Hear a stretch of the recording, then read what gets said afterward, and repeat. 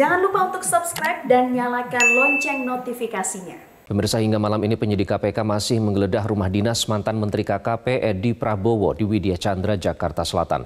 Kita langsung bergabung bersama rekan Minanti Rohanta melaporkan dari Jakarta Selatan.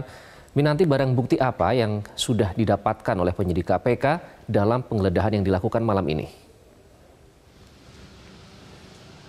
Ya, Iqbal, terkait dengan barang bukti apa kami pun belum dapat menginformasikannya karena memang dari pihak KPK yaitu Ketua KPK Firly Bahuri lalu juga dari PLT Jubir KPK Ali Fikri belum dapat menyampaikan apa saja barang yang dapat disita dari penggeledahan ini karena proses penggeledahan hingga sampai saat ini masih berlangsung.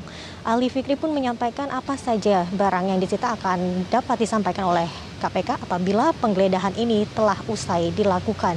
Yang pasti hasil penggeledahan ini ialah terkait dari penyidikan terkait dengan kasus dugaan suap izin ekspor bibit lobster yang menjerat mantan Menteri KKP yaitu Edi Prabowo. Jika dilihat hingga sampai saat ini memang penggeledahan belum juga usai, di mana tadi dimulai sekitar pukul 17.20 waktu Indonesia Barat. Penggeledahan ini pun dipimpin langsung oleh Novel Baswedan. Sekitar pukul 19.45 kami melihat ada satu mobil penyidik KPK yang masuk ke rumah dinas dan sampai saat ini pun kami melihat ada 3 mobil yang terparkir di area halaman rumah dinas Edi Prabowo ini, yaitu ada 2 mobil Innova. Salah satunya ialah dengan nomor plat UKK yang dapat dipastikan itu adalah mobil penyidik KPK. Lalu satu lagi ada mobil dengan ukuran besar seperti F dengan plat nomor merah seperti itu. Dan selain 3 mobil yang di dalam, kami juga melihat ada beberapa mobil terparkir di area luar rumah dinas dari Edi Prabowo ini. Tadi pun ketika masuk ke dalam yaitu sekitar pukul 17.20 waktu Indonesia Barat, Novel Baswedan pun masuk ke dalam rumah dinas didampingi oleh pihak kepolisian dengan berseragam lengkap. Iqbal. Baik, Minanti, kalau dari informasi yang Anda dapatkan di lapangan ya sampai saat ini, selain rumah dinas Menteri KKP, apakah KPK menggeledah tempat lainnya?